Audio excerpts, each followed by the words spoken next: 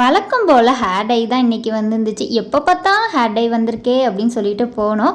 அங்கே போய் பார்த்தா அவங்க ஹேர் ஸ்பா பற்றி சொன்னாங்க. சொன்னோம் எனக்கு பண்ணிவிடுங்கன்னு சொன்னோன்னே சரின்னு சொல்லிட்டு திருப்பி வீட்டுக்கு வந்து எல்லா திங்ஸும் எடுத்துகிட்டு வந்துட்டோம். இந்த கஸ்டமர் ரொம்ப நாளாக பெடிக்யூரும் பண்ணிக்கிறேன் ஃபேஷியலும் பண்ணிக்கிறேன்னு சொல்லுவாங்க. ஆனால் பண்ணாமே இருந்தாங்க.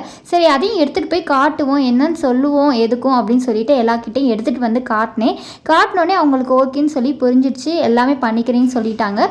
ஸோ 200க்கு வந்து நான் சர்வீஸ்க்காக வந்தேன்.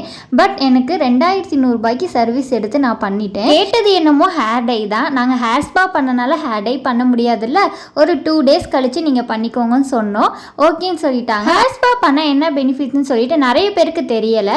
லாங் வீடியோவில் கொடுத்துருக்கேன், செக் பண்ணி பார்த்துக்கோங்க. தனி வீடியோ வேணும்னாலும் கேளுங்க, கமெண்ட் பண்ணுங்கள், நான் போஸ்ட் பண்ணிடுறேன் உங்களுக்கு. இந்த 2 சர்வீஸ் முடிக்கவே டைம் ஆயிடுச்சு. ஆஃப்டர்நூன் நான் நல்லா சாப்பிட்டுட்டு வீட்டுக்கு வந்துட்டு திருப்பி அகைன் போயிட்டு ஃபேஷியல் ஸ்டார்ட் பண்ணி முடிச்சிட்டேன். இந்த மாதிரி ஹோம் சர்வீஸ் வீடியோஸ் வேணும்னா நம்மளோட சேனலை சப்ஸ்கிரைப் பண்ணிக்கோங்க.